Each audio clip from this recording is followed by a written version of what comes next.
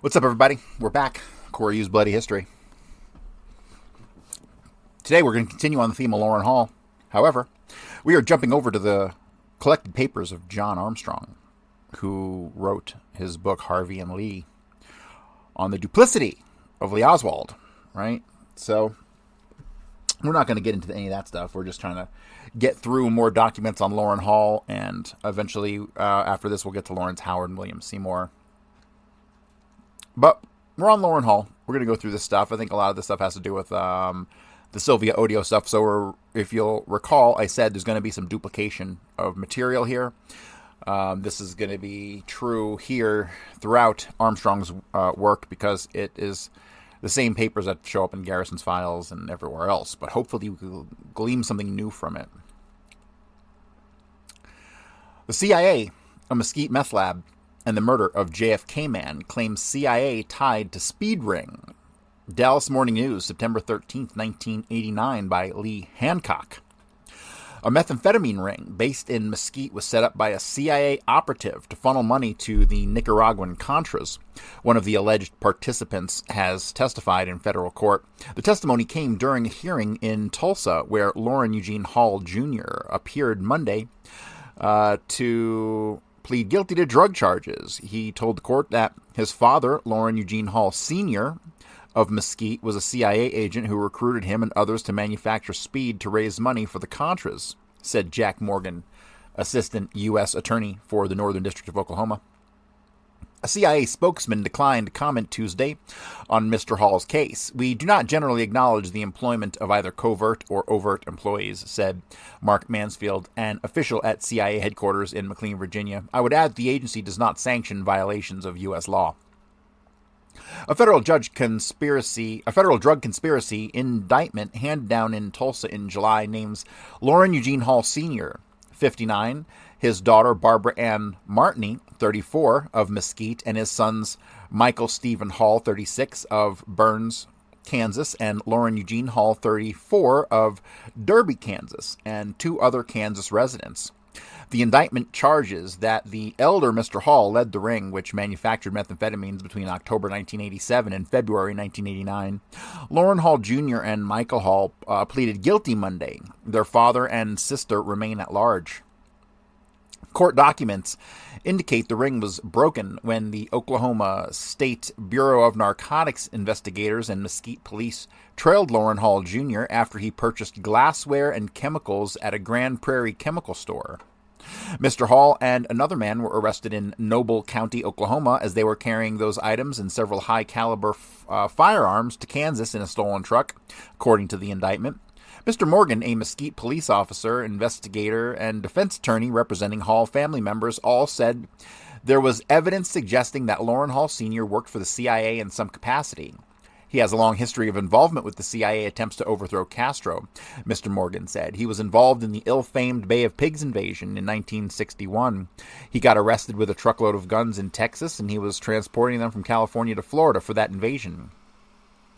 His name also surfaced in congressional investigations of the John F. Kennedy assassination. The elder Mr. Hall was described in a 1979 House Select Committee on Assassinations report as a one-time resident of Cuba with ties to the anti-Castro groups in the United States and organized crime in both countries. And, Mr. Morgan said, his name is the subject of a chapter in the book Coup d'etat in America, which speculates about CIA involvement in a plot to kill President Kennedy. The chapter, titled Loran Hall and the Free Cuba Committees, details allegations of CIA financing and orchestration of a plot by anti-Castro Cuban groups to kill President Kennedy. In the last few years, he supposedly was involved with CIA attempts to overthrow the Nicaraguan government, Mr. Morgan said. Loran Eugene Hall Jr. has told investigators that his father was a 17-year CIA employee, most recently involved in running guns to Central America, Mr. Morgan said. The son has also told investigators about incidents which helicopters appeared at his father's Kansas farm bearing men who carried automatic weapons and answered to military titles such as Colonel and Major, Mr. Morgan said. It may be true. There's quite an extensive history on his father's CIA involvement, Mr. Heflett said. My client told me that a lot of his dad's involvement, specifically in the Kennedy assassination, has been sealed up, and we may never find out what it was. Mr. Morgan said federal officials believe the elder Mr. Hall may be hiding in Kansas, Honduras, or Costa Rica. This is a pretty strange case all around, Mr. Morgan said. Interesting, right? Interesting stuff. So now we have the name of Loran Hall's kids, right? We know where they were arrested, so we should be able to find these original records. Yeah, good stuff if we want to track down his kids, which I think I might do one of these days. All right, now we have a copy of the report from Harry H. Whidbey, dated September 25th, 1964. This is in reference to the Odio incident, titled Internal Security, R. Cuba. The R stands for Russia. Okay, I found another internal document that said Internal Security, Russia, Cuba.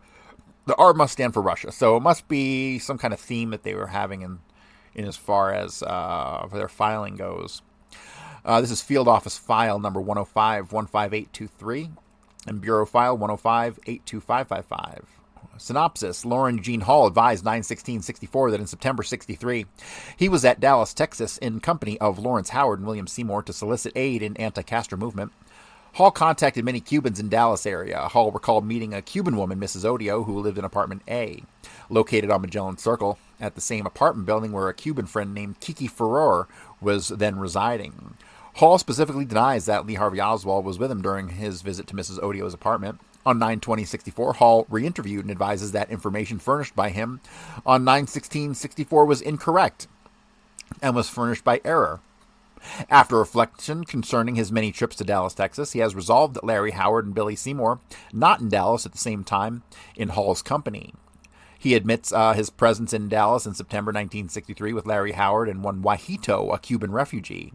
Hall recalls visiting a friend, Kiki Ferrer, and that Ferrer introduced Hall to a Cuban living in the lower front apartments in the same apartment occupied by Ferrer. Hall denies this Cuban woman was ever contacted by him or his group for assistance. Lawrence J. Howard, interviewed 9/20/64, admits traveling to Dallas, Texas with Loran Hall and friend Celios Albus, a Cuban refugee, during September 1963. Howard denies that he accompanied Hall to meet a Cuban refugee named Sylvia Odio. Howard states he and Billy Seymour were not present in Dallas with Hall at the same time during 1963. Howard denies any personal knowledge or acquaintance with Lee Harvey Oswald until after assassination of President Kennedy, and then only what he read in local press. All right. Yeah, so for some reason, it was never Celios Albus with them. It was William Seymour. Why they're trying to cover that up, who knows? All right. Letter from John Armstrong, dated April 30th, 2001, National Archives. Gentlemen, I would like to obtain copies of the following FBI report. Interview of Loran Eugene Hall, conducted September 16th, 64. Please let me know the cost of obtaining copies. All right, and it looks like we actually might have that. Let me see. FBI document. It's an HSCA document, record number 180, 10131, 10309. Transcripts of immunized executive session hearings. Immunized executive session hearings means redacted shit that they didn't want the public to hear. Subjects: Loran Hall, William Seymour, Larry Howard, and Sylvia Odio. Report open in full. And do we actually have that? No, it doesn't look like we actually have that. Let me see. Yeah, I don't think this is that same document because it jumps to 9/23/64. Let me see if I can connect these two. Page 1. Nope. This looks like a separate document. So let's continue. Loran Eugene Hall advised that he presently resides at 55 Rogers Road, Kernville, California, and receives mail at Post Office Box 84, Kernville, California. He's presently employed as a truck driver for the King Davis Company, which is contracting a hauling of logs to the Mount Whitney Lumber Company at Johnsondale, California.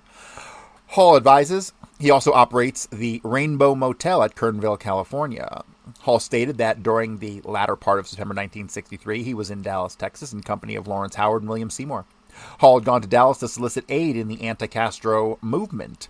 Hall said they contacted 3 professors at the University of Dallas who are Cuban refugees. One of these professors, named Hall recalled, was Odio. These professors furnished Hall with a list of Cubans living in the Dallas area who could be contacted to solicit assistance in the movement. Hall said that they consequently contacted about 40 or 50 such persons. Hall said that he, Howard, and Seymour had been in Dallas about 3 or 4 days when he and Seymour were arrested and held by police. Hall and Seymour were in custody for one day, during which time they were interrogated by various federal intelligence agents concerning their activities. He recalled that the police took Polaroid photographs of himself and Seymour. Hall was also under the distinct impression that he had been fingerprinted. This is on October 17th, 63. And if we'll remember, the Sylvia Odio incident was in September 27th of 63. And so we're talking about weeks afterwards. So after the Odio incident, they ended up leaving Dallas, probably go to Miami, and then returned. And then they got popped with all their stuff. And that's when Loran Hall caught the dangerous drug charge, right? Hall said that he recalled that while in Dallas on this particular occasion, the three of them, Hall, Howard, and Seymour, had gone to the apartment of a Cuban woman who lived in a garden-style apartment located on Magellan Circle in Dallas. Hall said that he could not picture this woman in his mind now. He said that her name was possibly Odio. He said that he seemed to recognize this woman's name as Odio because of the association with the Cuban professor who had the same name, Odio. A Cuban friend of his, by the name of Kiki Farrar, was living with 2 or 3 other Cuban men. He visited Kiki Farrar, and on one other occasion was introduced to this woman in passing outside of the apartments. Later, Hall, in the company of William Seymour and Larry Howard, went to her apartment to ask her assistance in the movement. Hall did not recall whether she was on the list given by the professors or if their previous introduction to her had prompted them to contact her. He said this contact was very brief, and he did not believe that they even went into her apartment. Hall said that this would have been about 3 days before he and Seymour were arrested. That's blatantly false. So the incident, like I said, it happened on September 27th. They weren't arrested until October 17th. They did end up leaving to go somewhere and then coming back to Dallas, and that's when they were arrested a couple days later. But this happened at the end of September. But I need you to notice the level of detail that Loran Hall is giving here. Okay, it's obvious and it's clear. It should be clear to everyone in the fucking world that it was Hall, Howard, and Seymour at Sylvia Odio's. Okay? Crucial. Hall said that the above described statement or incident would undoubtedly be the same incident which has been referred to by Sylvia Odio, but that he certainly would not have been the person whom Sylvia Odio could have mistaken as Lee Harvey Oswald. Hall explained that it now occurs to him that William Seymour is a person who might be said generally to resemble Oswald. Hall described Seymour as being white, male, American, age about 25 or 26, 5'9 to 5'10 in height, 155 to 160 pounds, slender build, light hair and blue eyes. Hall said that he does not know where Seymour is at the present time. He said that Seymour is from Phoenix, and that he probably living somewhere in Phoenix at the time. He said Seymour works as a welder, might be living with a stepfather who has a different name than Seymour. Hall thought it possible that Lawrence Howard, who lives in East Los Angeles, may be listed in the telephone directory. He might be able to furnish further information as to Seymour's current address. Hall stated that in his work in the anti-Castro movement, he used the name Lorenzo Paseo. Hall said that when he was in Dallas on this occasion, he had grown a full beard. Hall said that he speaks Spanish fluently, and although he does not have the Cuban dialect or use of Spanish colloquialisms mastered, he nevertheless has on occasion been mistaken for being a Cuban by other Cubans. He admitted that some Cubans would likely mistake him for a Mexican. Hall said that Larry Howard is of Mexican descent and speaks Spanish fluently. Seymour, according to Hall, has very limited ability in the Spanish language. Hall furnished the following physical descriptions. Name, Loran Eugene Hall. Anti-Castro name, Lorenzo Paseo. Race, white, male, born January 4th, 1930 in Newton, Kansas. 5'11 and a half, 200 pounds. Build large, hair black, eyes hazel, complexion dark. Has worn mustache since 1960. His complexion isn't dark. He's your typical white guy with a reddish complexion. Hall furnished the following description of Lawrence Howard. Anti-Castro name, Alonzo Escurido. That's a good one. Escurido. Escurido. So now we have another alias of Lawrence Howard. He's a white male American of Mexican descent, 27-28, 5'11", 235 pounds, large, fat, black, brown, and dark complected. Hall added that when they contacted the persons living in Dallas during September 63, he believed that Seymour was introduced to these persons as Bill Seymour.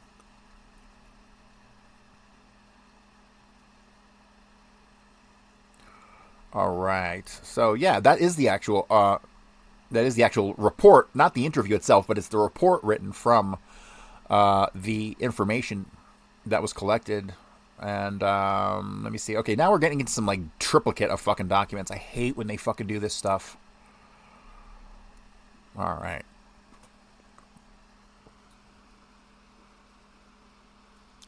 Next document, dated September 24th, or September 21st, 1964. This is still continuing on the theme of Loran Hall in this interview.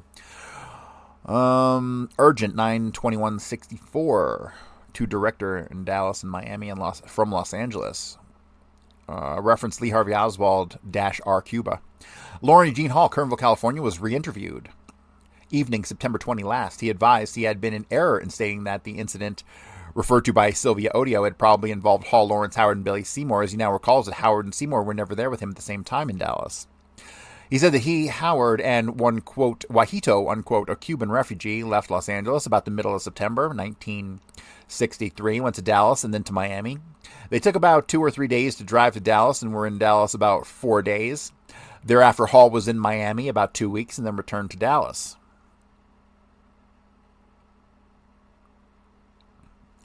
So, all right. So what they're saying here, this is all right. Let me just clarify the dates that they're talking about here. So what we have is Loran Hall and them. They got to Dallas. They were there for a couple weeks, right? They got there just before the Odio incident. They then left Dallas to go to Miami for 2 weeks, and then returned to Dallas around October the 14th. And then on October 17th got arrested. So then now we have a clear-cut timeline of where those people were. All right. So thereafter, Hall was in Miami about 2 weeks and returned to Dallas September 30th. No, they left and came back October 14th. Accompanied by Seymour. He and Seymour were in Dallas for 6 days waiting on a contact with a U.S. citizen whom Hall declined to identify concerning obtaining a boat, and then were arrested. Hall stated he had confused contacts made on 5 different visits to Dallas during 1963, when he previously stated that Odio undoubtedly referred to a visit at her apartment made by a trio composed of Hall, Howard, and Seymour. He said he now recalls no contacts with the Cubans were made on either of the visits when Howard and Seymour were with him in Dallas. He furthermore stated that he can recall no contact made by him which would be identical with the one described by Odio. Hall states that Kiki Farrar, who lives in Dallas, is no relation to the dentist Kiki Masterfer of Miami. Kiki Farrar worked for the Texas Optical Instrument Company in Dallas and lived in the apartment D of a new 2-story apartment building located in the area of old houses. Apartment was built around a garden and had, quote, plaza, unquote, in wrought iron in the front. Hall still feels certain the name of the street was Magellan Circle, but recalled it about 14 blocks north and 7 blocks west of Neiman Marcus department store, and not 5 miles east of downtown Dallas. He still recalls that Kiki Farrar introduced him to a Cuban woman who lived in the lower front apartment, and now has concluded that he never did contact this woman for purposes of soliciting aid of any sort. Hall said that the name of Odio and information regarding her father being a prisoner on the Isle of Pines is familiar to him, but now we can relate it to no experience which he had in Dallas. After a lengthy interview with Hall, it is opinion of interviewing agent that Hall is completely unreliable, for a reason that he either has extremely poor ability to recall what he has actually done, or because he is seemingly compelled to grasp and speak authoritatively concerning any person or incident which would make him appear to have prominently engaged in anti-Castro adventures. So they're saying he's full of shit, basically, not to be trusted. Lawrence John Howard Jr. located and interviewed at Los Angeles, California, afternoon, September 20 last. Howard met Loran Hall in January 1963 at Miami, Florida. Hall promised contacts which could assist in anti-Castro movement with funds and supplies. In August 1963, Howard was in Los Angeles visiting family and was contacted by Hall, who advised he had collected medical supplies for anti-Castro movement. About September 17, 1963, Howard, a Cuban refugee from Miami named Celios Albus, a.k.a. quote, Warito, who had been visiting with Howard and Loran Hall, departed Los Angeles, driving Hall's automobile and pulling a luggage carrier loaded with medical supplies. On about September 20, 1963, all three arrived at Dallas and registered at motel, location near Memorial Park on Main Highway, leading out of Dallas toward Florida. They stayed in Dallas about 10 days, during which Hall engaged in collecting additional supplies and soliciting funds. Howard and Albus accompanied Hall on some occasions. All three had heavy beards at this time. Hall, Howard, and Albus departed Dallas around September 30th, 1963, drove to the Florida Keys, leaving behind luggage carrier and medical supplies. Howard specifically denies any recollection of accompanying Hall during personal contact of, quote, Cuban woman refugee named Odio at an apartment in Magellan Circle in Dallas, unquote. Howard further states the only Kiki Ferrer he knows is Kiki Masferrer, a Cuban refugee dentist of Miami, Florida. Howard never knew this Ferrer to have been a resident of Dallas. Howard states no personal acquaintance or knowledge of Lee Harvey Oswald until after President's assassination, and then only to the extent of articles appearing in the press. After Hall, Howard, and Albus arrived in Florida Keys, Hall and Billy Seymour, another member of the group, returned to Dallas in Hall's automobile to pick up the luggage carrier and containing medical supplies. Howard learned that Hall and Seymour were arrested shortly after their arrival in Dallas, but were soon released. They returned to the Florida Keys with the luggage carrier and medical supplies arriving late. October 1963. They arrived in late October of 1963. Howard is described as a white male American, age 29, 5 feet 11 inches tall, 222 pounds. Parentheses, weighed 200 pounds in September 1963. Black wavy hair, brown eyes, medium olive complexion. Has a mustache, heavy beard. September 1963. Fat build and speaks English fluently. Celios Albus, described by Howard as a white male, Cuban, 35 years old, 5 foot 10 inches tall, 160 pounds, slender build, light brown hair, dark brown eyes, dark complexion, speaks little English. He speaks little English because he's not a real fucking person, okay? Howard states Albus bears no resemblance to Oswald. Albus resides 218 Northwest 15th Avenue in Miami. Snapshots of Howard, Albus, and Seymour taken during 1963 obtained. Copies being prepared and will be forwarded to Dallas. It's funny because I've never seen a fucking picture of Celios Albus in my goddamn life. Pretty sure they don't fucking exist. Howard describes Hall as, quote, scatterbrained, unreliable, emotionally disturbed, and an egotistical liar. Report and photos to follow.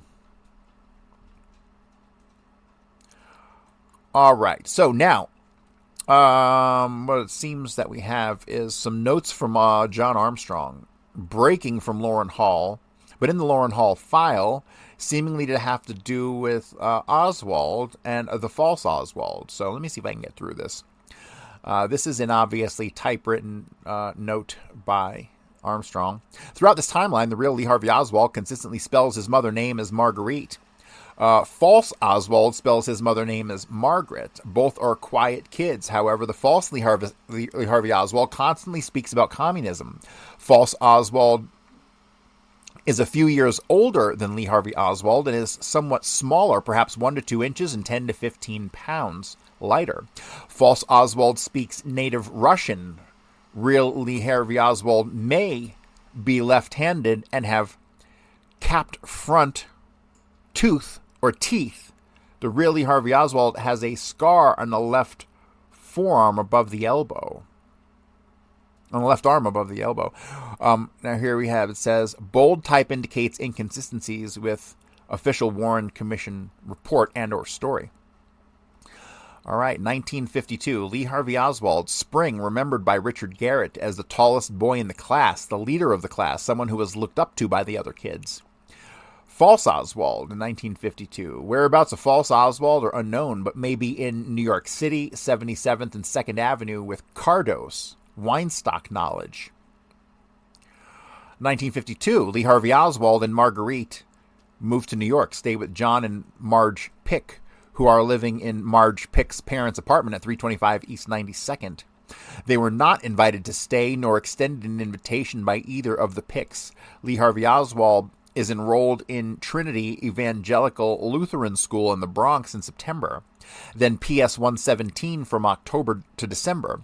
Attends 21 days. Absent 51 days. Ridiculed because of his southern accent and clothes. Marguerite Oswald told her maid that Lee Harvey Oswald was in New York for mental testing. The false Oswald is most likely residing in New York at this time, maybe related or known to Emil Cardos or Louis Weinstock. Let me reread that. The false LHO is most likely residing in New York at this time, may be related or known to Emile Cardos or Louis, Louis Weinstock, Weinstock, photographed at the Bronx Zoo. 1953, January, transfers to PS 44 but fails to register, picked up by truant officer James Brennan on March 24th, remanded to Youth House on April 16th, begins to attend school May 7th. Officially, Lee Harvey Oswald problems began time truancy, psychiatric fights with Pick's wife, something mother, etc. Lee Harvey Oswald represented by attorney in truancy hearings before Mr. Edgar A. Buttle, Buttle, now works for the something trade commission. And false Oswald during the summer, false Lee Harvey Oswald staying with his mother in Stanley, North Dakota, is remembered by Al McCall and William Henry Timmer, who remember his being from New York, somewhat older than Timmer, who was 12 at the time, rode a bicycle without fenders, said he had moved around a lot, carried a Marxist pamphlet in his rear pocket. Interesting. All right, the real Oswald, I can't see the year, the thing is kind of cut off here. It says Warren Commission records that Lee Harvey Oswald was truant in his 53 school year, but blank, I can't read it. School records reflect that he attended 109 days during this period. Opposed truancy, one cannot be truant and attend 109 days of school at the same time. Good call. Fall school term, New York records reflects Lee Harvey Oswald attendance from September through December 1953 at PS 44. Lee Harvey Oswald officially left New York schools on 1/12/54. January, he's at Beauregard. And then I can't see, in 54 in January, he's at Beauregard, and I can't see the next. It's probably Beauregard with Ed Vobel. This is probably summer of 54. And then 1953, for the false Oswald, we have the fall school term. New Orleans school records reflect the false Oswald's attendance during this period. He attended physical education and science during the fall school term at Beauregard Junior High School. And recorded 89 days of attendance with 1 day of absence. The duplication of attendance at both New York and New Orleans schools during the fall of 1953 simply means two Lee Harvey Oswalds attended two schools at the same time. See Warren Commission number 1413. Attending Beauregard Junior High School in New Orleans, ridiculed for his northern accent. Got into a fight for sitting with Negroes at the back of the bus in New Orleans. See photograph 1954-55. Yearbook, 9th grade. All right, then it says the real Oswald, 1955, began, according to Robert Oswald, working for Gerard Tujag in the summer of 55. Frank DiBenedetto told the HSCA that Lee Harvey Oswald worked for Tujag's a year and a half, Frank said. When Lee Harvey Oswald left, he left to join the Marines, which would be summer of 1956. Frank says Lee Harvey Oswald was 5'11", quiet, very dependable, made bank deposits, etc., and never mentioned one word about communism. Said would rehire him in a minute, and he was a model employee. Okay, so the false Oswald joined the CAP, whereabouts elsewhere unknown. This is 1955. Befriended Edward Vobel, listed in Lee Harvey Oswald's school records as his best friend. HSCA attempted to locate Vobel in 1978. Vobel's father told HSCA that his son died in 1971 and thought without evidence that his son's death was related to the JFK assassination. Interesting.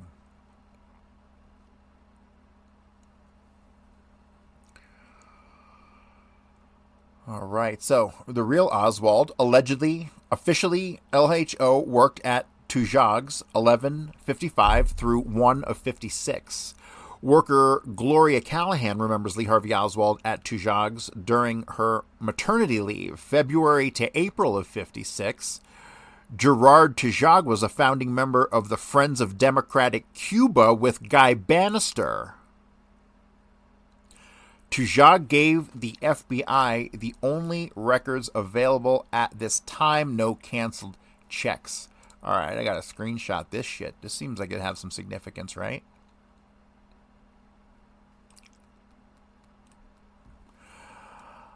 All right. 1956, the real Lee Harvey Oswald, supposed to have worked for Pfister Dental Labs for a few months in 1956. FBI interviewed employees of a dental lab, no owners or office managers, no time records published in the Warren Commissions, no canceled checks. FBI took all records and told owners they were not to discuss Lee Harvey Oswald among themselves. Officially worked at J.R. Michaels for 2 weeks. However, Nick Mazza, office manager, insists that he does not remember Lee Harvey Oswald, even though Nick found a check with Lee Harvey Oswald's name and endorsement on the check. Amount on the check and date are in conflict with Lee Harvey Oswald's employment at Tujag's. All right, and there's an arrow over here from the real Oswald over to the false Oswald column. So the false Oswald must have been the one that worked at Pfister Dental Labs. Then it says 1956 fall, false Oswald, Arlington Heights High School, photographed with Janet Bolin in school yearbook. Resided at 4936 Collinwood in Fort Worth. Was seen by Richard Garrett, who was quite surprised by his physical change since the 6th grade. Garrett says he did not recognize Lee Harvey Oswald, and Lee Harvey Oswald tried to sell him on communism. The false Oswald resides in Fort Worth at 4936 Collinwood.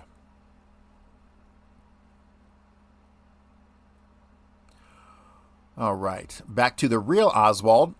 1956 or 57, it looks like, moved to Fort Worth in August and joined the Marines. Radar school. 57, Lee Harvey Oswald in the Marines. He's not remembered during this time period as learning Russian by his fellow Marines. Photograph in Life magazine holding his hands over his head in fatigues. False Oswald, 1957. I can't read his handwriting. It says LHO false, worked at Pfister Dental Lab in New Orleans. Works with Palmer McBride and others at the lab. Remembered by coworkers as always trying to sell people on communism. McBride remembers being with Lee Harvey Oswald when the Russians launched Sputnik on October 4th, 1957. W-2 forms in Dallas police archives were forged in January 64 to show Lee Harvey Oswald's employment as 56 rather than 57, 58 when Lee Harvey Oswald was supposed to be in the Marines. 1958, McBride visits Lee Harvey Oswald false and mother at Hotel Senator, across the street from Pfister Dental Labs, where they both worked. McBride takes Lee Harvey Oswald false with him to a meeting of the New Orleans Amateur Astronomy Association, where he gets into an argument with William Wolfe's father about communism and is kicked out of the house. McBride receives a letter in July of 1958 from the Lee Harvey Oswald false, who was in Fort Worth selling shoes. McBride not interviewed by the Warren Commission.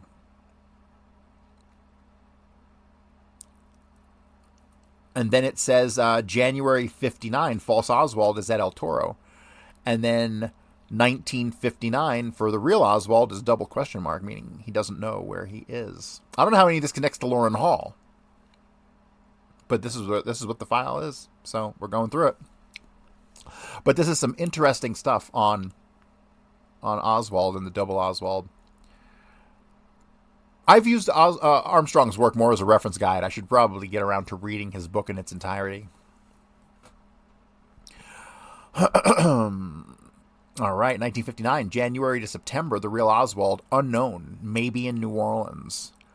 It says visits his mother in Fort Worth before leaving for New Orleans, has passport photo taken in September 4th of 1959, and that's the last known photo of the real Lee Harvey Oswald according to John Armstrong. According to John Armstrong, the passport photo is the last real photograph of Lee Harvey Oswald. Wild. All right, June 1959, Lee Harvey Oswald false has a date with Rosalind Quinn, who remembers the fluent Russian spoken by Lee Harvey Oswald, talks about communism with fellow Marines.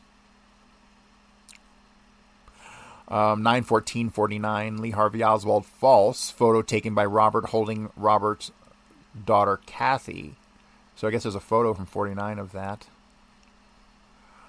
All right. 1959, September 16th, the real Oswald fills out a questionnaire for Luke's brother's steamship lines. That's what it looks like. Lukey's, whatever the steamship was, September 16th, he filled out the real application for it.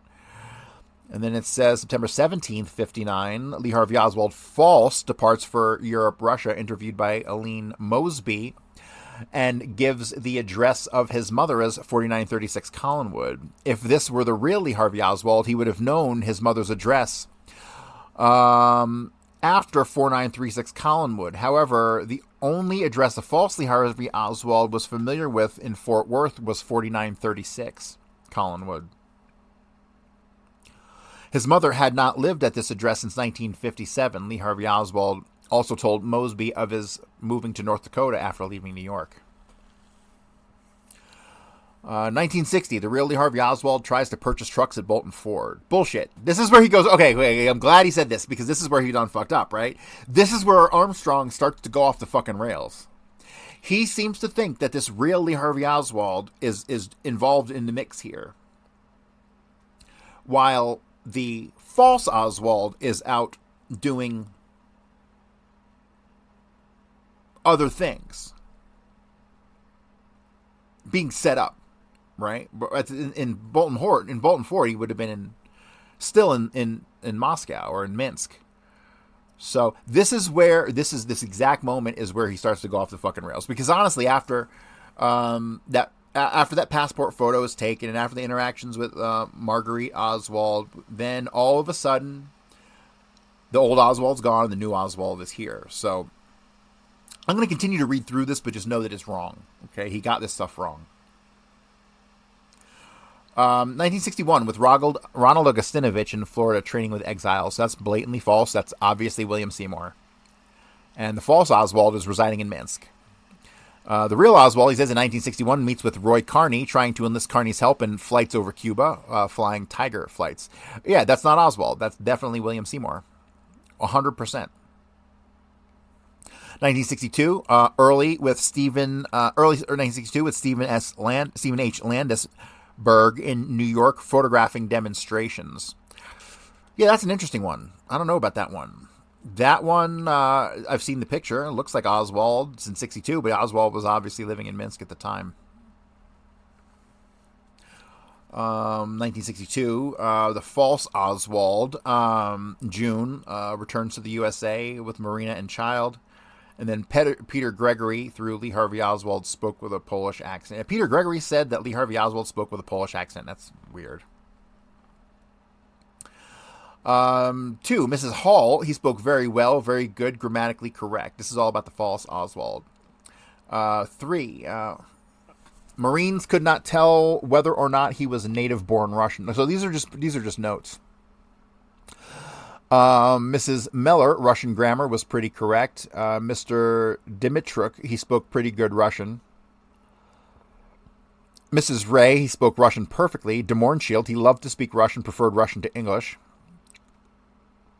And Mr. Buhi spoke very good Russian. So these are notes that he took on people's description of his Russian-speaking stuff. So, Armstrong is of the opinion that he was plucked from a concentration camp or a Eastern Bloc country, and then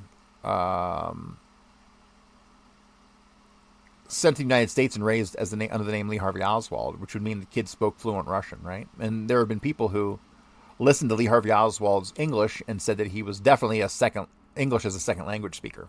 So, who knows? All right, so note, letter from Yale University Slavic Language Department states that the writer of the 1962 letter, the false Lee Harvey Oswald, was a native Russian who was trying to learn English. August, Lee Harvey Oswald, false, after arrested while passing out Fair Play for Cuba literature, told Francis Martello, police intelligence, that he had moved to North Dakota after leaving New York. That's in August of 63.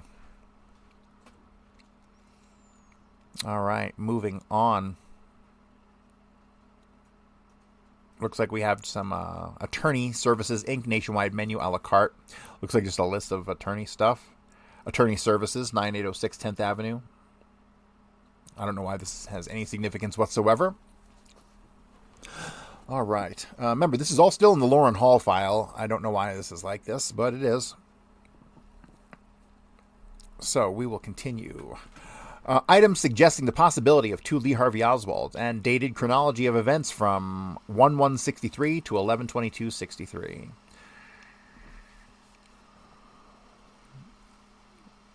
All right. So year 7/1/52, Lee Harvey Oswald became interested in communism after being given a pamphlet about the Rosenbergs. They were executed 6/19/53. Lee Harvey Oswald was 13 at the time. A source of that is an interview in Moscow with Priscilla McMillan, definitely a CIA spook. 1954, moved to North Dakota. That comes from a FBI document. 1954, uniformed man visits Lee Harvey Oswald, asked M.O. if she would allow, that's Marguerite Oswald, if she would allow Lee Harvey Oswald to join the Marines. And that's in a written statement by Marguerite to the Warren Commission. That's interesting. 1954 to 55, Lee Harvey Oswald, very interested in astronomy. The source was Vobel, friend of Lee Harvey Oswald in junior high school. 55, Lee Harvey Oswald has a love for astronomy, and that comes from his mother, Marguerite. July of 55, he joined the CAP with David Ferry. There's some scuttlebutt around that, but I'm not going to argue that at this time. And that came from a testimony of Vobel, who was also a member of the CAP. On school application, Lee Harvey Oswald listed an abnormal eardrum in left ear. However, no physical defects were noticed when he entered the Marines a year later. That came from his 9th grade information sheet at Beauregard Junior High School. 1955, he seemed to read a lot and was seen on several occasions bringing library books home to read. That was from Mildred Sawyer, Warren Commission number 2231. 1955, Lee Harvey Oswald worked part-time for the Dolly Shoe Company, weekends and part-time. And that came from Maury Goodman. 1955, Lee Harvey Oswald lists address on way as 126 Exchange Place, but he did not move to Exchange Place until 1955. Oh, so he's allegedly using an address on Exchange Place that he really didn't use until after he's supposed to have used it, right? So that came from S.A. John H. Creech. 11/10/55, Lee Harvey Oswald worked for Gerard F. Tujag's Inc. However, note that his supervisor, Mr. Frank D. Benedetto, stated Lee Harvey Oswald worked under his supervision for 1 to 1.5 years. So this official story says it was from November 10th, 55 to January 14th of 56, but Frank D. Benedetto stated Lee Harvey Oswald worked under his supervision for 1 to 1.5 years. Interesting. November 10th, 1955, Lee Harvey Oswald worked under the supervision of Frank D. Benedetto. Yep, so that's what we just covered. Some handwritten notes here, I really can't tell. But for some reason, this Gerard F. Tujag is allegedly connected to the Friends of Democratic Cuba. I'm gonna have to do some digging into that. Let's pull all information on Gerard F. Tujag, Tujague. Thanks, guys. 1956. Works for J.R. Michaels, Inc. for 2 weeks, beginning 1/17/56. And that's from Warren Commission number 2228. Lee Harvey Oswald and mother moved to Fort Worth. July 1st, 56. September 1st, 56, Lee Harvey Oswald attends Arlington High School. He's a sophomore there for 1 month before joining the Marines. 10/21/56, Lee Harvey Oswald began Marine duty, San Diego, as per his military records. 1957, photos of Lee Harvey Oswald hunting with Robert on leave from the Marines. Yep, that's a very famous photo. To me, that photo is pretty much the damnedest proof that it's not our Oswald who was arrested on that day. 1957, Palmer McBride states Lee Harvey Oswald was hired by Fisters in early 1957. Remember, he's supposed to be in the Marines at this time. July 57, Lee Harvey Oswald took a Russian exam in the Marines, and that's from Destiny Betrayed, page 48. 1958, photo of Lee Harvey Oswald in Atsugi, Japan, with hands raised above his head. Note his hair length, not marine regulation, crew cut, does not look like Lee Harvey Oswald in Dallas. And it says in parentheses here, maybe Robert.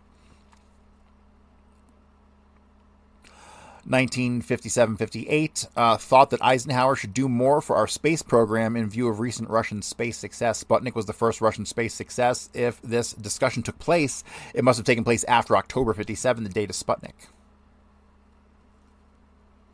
And that came from a discussion between Palmer McBride and Lee Harvey Oswald.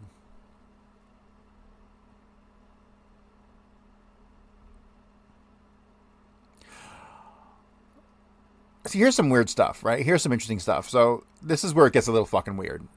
Because the whole idea is that they took a Russian-speaking kid and sent him to the fucking Soviet Union where he would speak fucking Russian, right? So that's pretty obvious. However, it's also alleged that it is this false Oswald who was working at Pfister Dental Lab, but that's not possible. You can't have... And then it was Palmer McBride who identified the fucking Marguerite Oswald imposter as having been the mother of the Oswald that he knew. So, there's some major confliction over which Oswald went to Russia and which Oswald was working at Pfister Dental Labs, because it appears as though both of them were the fake Oswald. Just saying.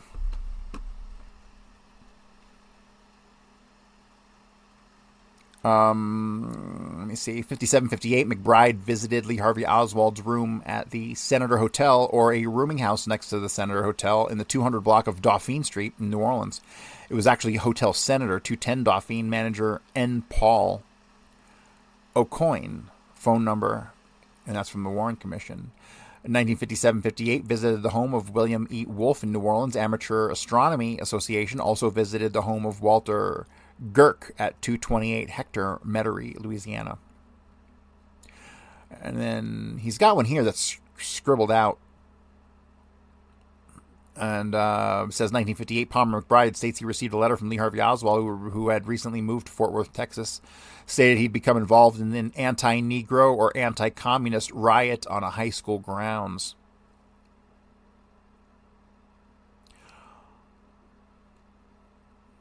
It says Pfister's received, I don't know what that means. 1958-59, Lee Harvey Oswald received ticket in Ohio for speeding. That's interesting. 1958, Pfister Laboratory. Lee Harvey Oswald was rehired as a delivery messenger because he had a motorcycle. Linda Faircloth, manager of Pfister Dental Laboratory, said that she received her information from the former owners and an employee who had been employed since 1962. At the time of the assassination, the FBI came to Pfister's and took all time records, employment, etc. related to Lee Harvey Oswald, and told the owners of the lab not to discuss the situation with anyone. This info comes from Mr. Auditor Lionel Slater and a person who is employed by Pfister who wishes to remain anonymous.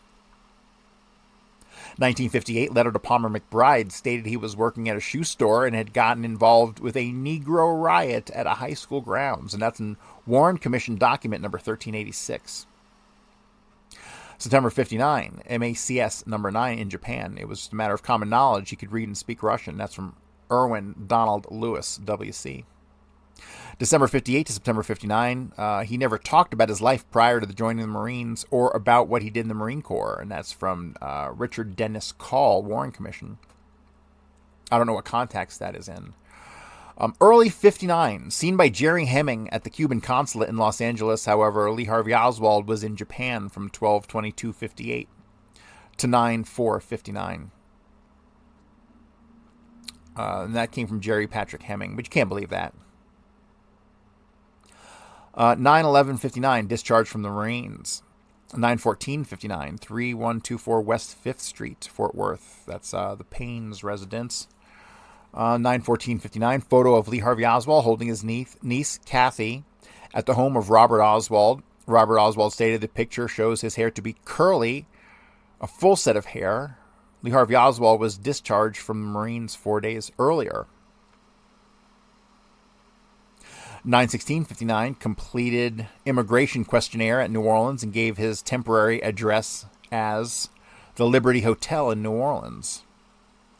Lee Harvey Oswald says in application to Albert Schweitzer College, quote, oh God, I can't read this. He has something broadened my knowledge of German.